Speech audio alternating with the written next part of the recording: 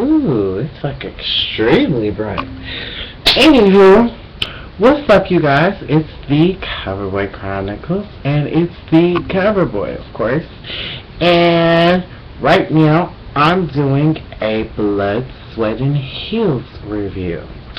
Now, I just want to say, first off, I, like a few others, was kind of sketchy about this, and in the beginning when I had did my first video of 2014, I was like, okay, I'm gonna give Blood, Sweat, and Heels a try and see how I liked it, and baby, I was not disappointed at the end result. However, I was kind of disappointed at the reunion, but I'll get to that later. Alright. So let's start things off with the Brooklyn brunch. Now, the girls started talking about cheaters, and then that led to one thing, and that led to like a few spiraling arguments that were had very much throughout the beginning of the series, I guess you could say. But basically they were talking about cheaters, and Demetria, when she was talking about it, she's just like, I don't think that a man cheat, or I don't think that certain men cheat, or blah blah blah, and if a woman feels like you should, or I don't believe in she was like, I don't believe in snooping, and I believe that that's a little bit just extra, and da da da, this that, and the other. So I'm like, for me, I'm like, I'm gonna give my character cast review at the end, but I'm saying this, like, in that instance, I've been cheated on before, and I've done the cheating one time. I guess you could say, I don't know, he says it was cheating. However, I say it was not cheating because we didn't fuck. He didn't get anywhere near these pants. It's a whole long story, and I don't feel like talking about it, and it ain't none of y'all business. But anywho. Okay, so back to cheaters at hand. So I know, I could feel what they were talking about when Geneva was like, I went through his phone, and I was like, you know what? If you're looking for something, you're probably going to find it. 9 times out of 10, if a woman's intuition, there's nothing stronger than a woman's intuition. And if your woman intuition beats the hell out of you and saying that this motherfucker is cheating, guess what, baby? He cheating. So, moving right along, the views of the other women just kind of shook when Demetria was just giving all of her feel and how she was just seeing things, because clearly some other women were disagreeing and saying that women could be politics. Of course, I'm talking about Daisy, saying like in terms of like politics, she really didn't know, but in terms of that, she feels more comfortable with a man. But I mean, honestly, in a way, this is America, it's a free country, all that jazz. But like, and you should, if you feel more comfortable with a man, then you feel comfortable with a man. And that's just not me saying it as a man, because if I got anything to say about it, Hillary Clinton 2016, how you doing? So that's all I got to say about that. But I mean, I feel like the views on women's rights and things of that nature, I feel like there are a lot of women that could make great, leaders, and one that I think that just tops them all is Shirley Chisholm. Like, that's the one that just be like, yes, in terms of politics, and she's a sister, Shirley Chisholm. Shirley Chisholm. But anyways, so that's just my views on women. But it spiraled down. Demetria, she has this blog, and it's called The Belle of Brooklyn. And for me, I felt like, okay, you know, if you're a blogger, because I'm a blogger, like I know how to talk about things outside of my video blog, and then bring them home to my video blog. You see what I'm saying? I don't necessarily. I agree with her in the reunion when she was just like, I didn't use names or whatever the case may be, but in the same sense, like if I'm about to use somebody's story, I always ask, for permission. Like, just for off of the fact, I'm like, hey, I wanted to talk about this on my show. If I'm gonna end up mentioning you, so I'm not about to be just rude and be like, oh no, I'm just gonna do whatever the hell I feel because I'm a strong black man, and whatever the hell I need to say, I'm gonna say it, blah blah blah, this that, and the other. No, I have that speech because y'all know I do. But in the same sense, I'm a respectful person because my mother raised me that way. And I'm not saying anything about how she was raised, but at that dinner, honey, clearly it just went all the way south of the border. I mean, quite frankly, I understand where she was like, Daisy, can we at least get through, you know what I'm saying, the appetizers before you get into the whole thing. But a lot of people were just like, fuck it. I mean, she was just opening up the conversation. Just open up the conversation. Let's talk about it. I mean, for me, I felt like, the way she put it on there, it's just like I said, it's just all in a matter of respect, if you were using this event as a work event instead of just to have fun, that.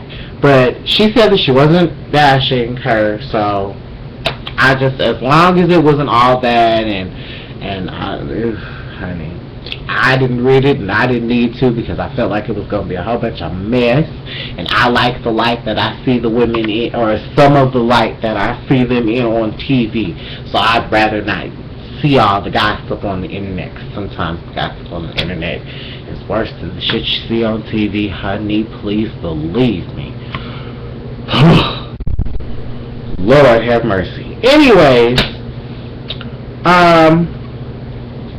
Geneva's work event was another thing that kind of was spoke about a lot during the reunion, and it was just kind of one of the things that spoke out to me about, the women. When Geneva got her work event, she was very proud. I was just like, yes, I love seeing women succeed and get what they want, and I'm all for a person succeeding in their dreams and working, and like she's worked at Ebony and all these other different magazines, and so I'm like, you better do it, Geneva. You better do it, Greg.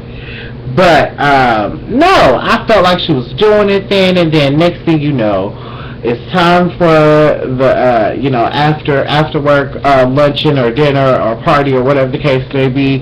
That's how y'all do it in New York. But I just felt like when Micah, when it came to the point of you guys talking about Micah and Melissa, I just felt like that, like, I've been that person one good time, and they got me on MySpace, honey. Would you believe that? They got me on MySpace, bruh. It was me and, like, my other 3 friends at the time, and we were all pranking each other. And so, since we were all pranking each other, like, we were getting each other while we were asleep. So, what one of them did was, we would all get drunk, and so when we all got drunk, like drunk as hell, like hammered drunk as hell times 10, like, so, like, once they had got one of them, we had got one of them, and it was just crazy, and then they had got me next. This is when I had got my first job, mind you. This is when I had got my first job, so I felt like I should have got hammered, okay? So, we got my best friend, Lord Jesus, that was funny. That was funny. Oh my God, that was the last one that we got. But anyways, I say that to say, I would have been laughing at it too, because if I looked that stuff up on MySpace, if it's still on there, but if I look it up and just still look at it, I'll be like, damn, I was drunk as a skunk. Like, there's one picture on Facebook of that day, and baby, I was drunk as a skunk. I will say that. I was drunk as a skunk, but you couldn't tell.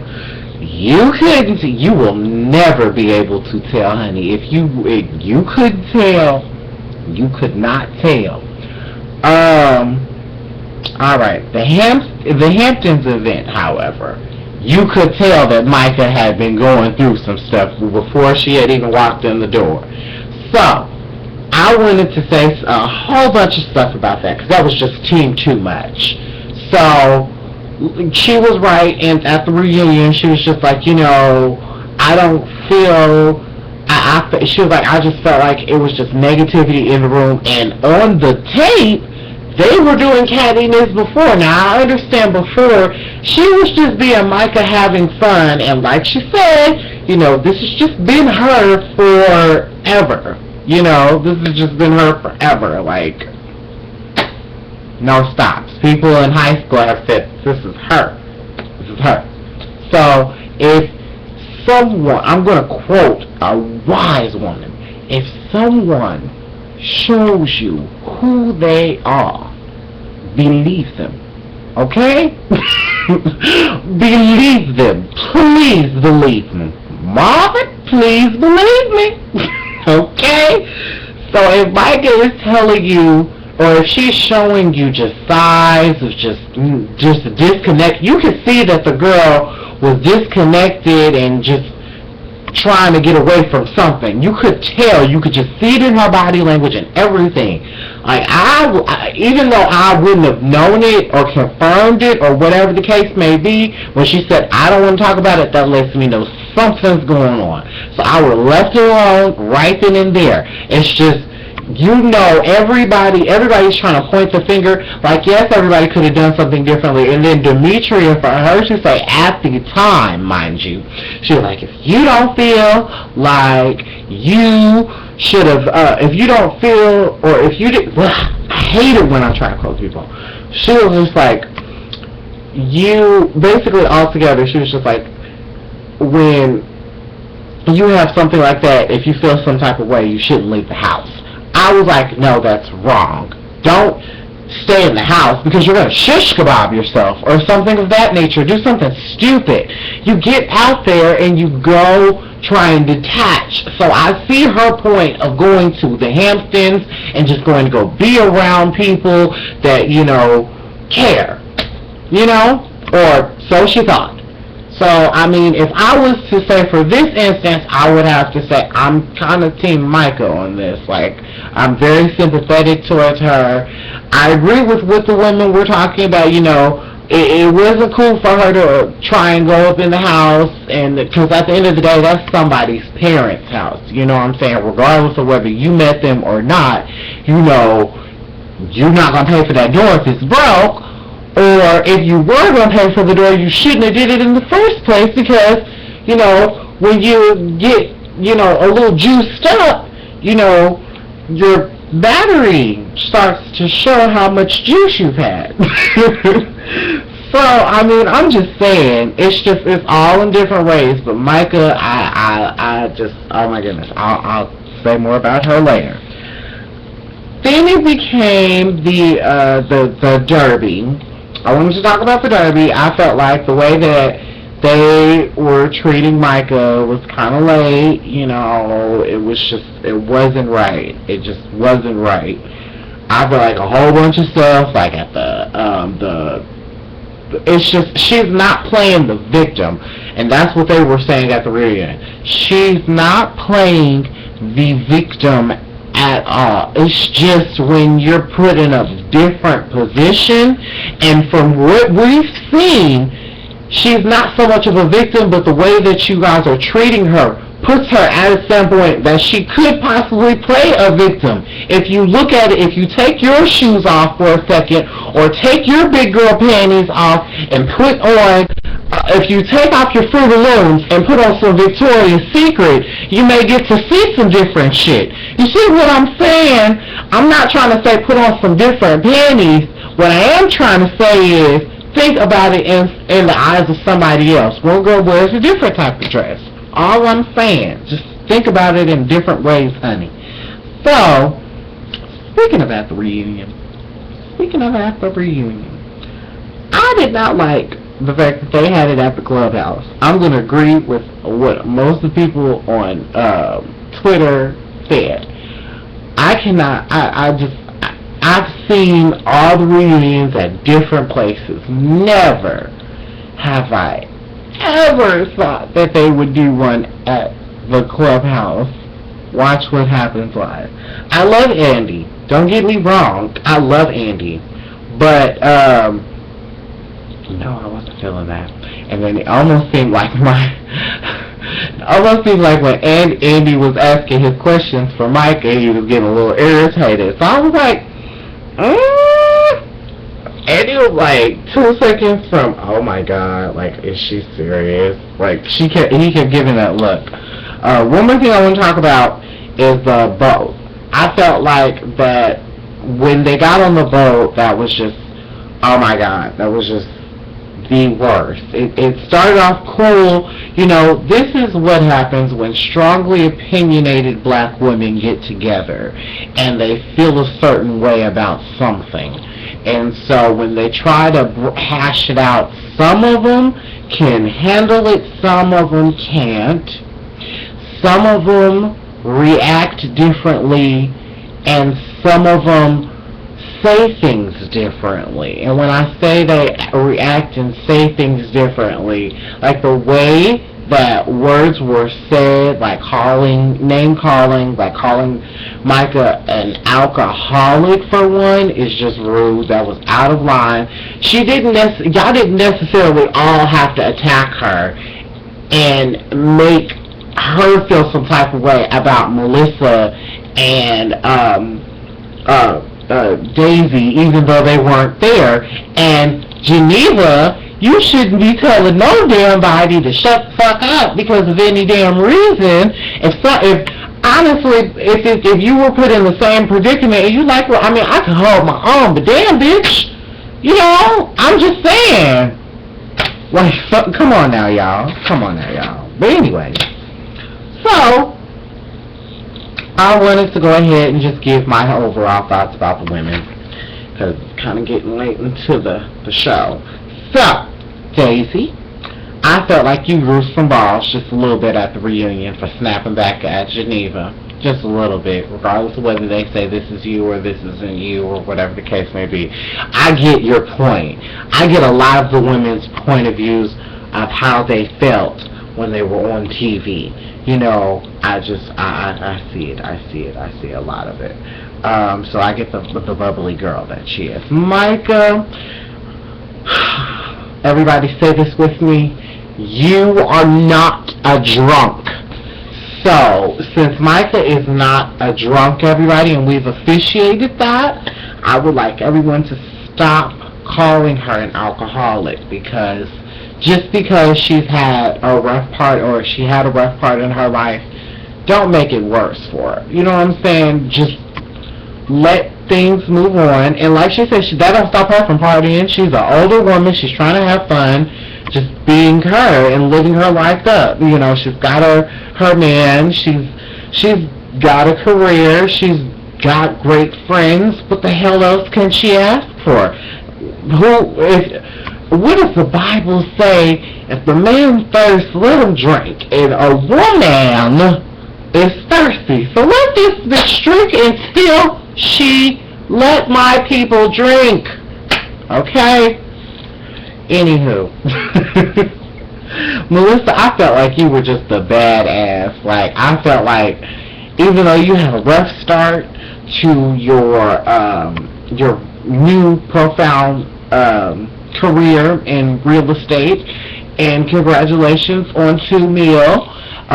Keep going up, honey. There's nowhere else but to go. So,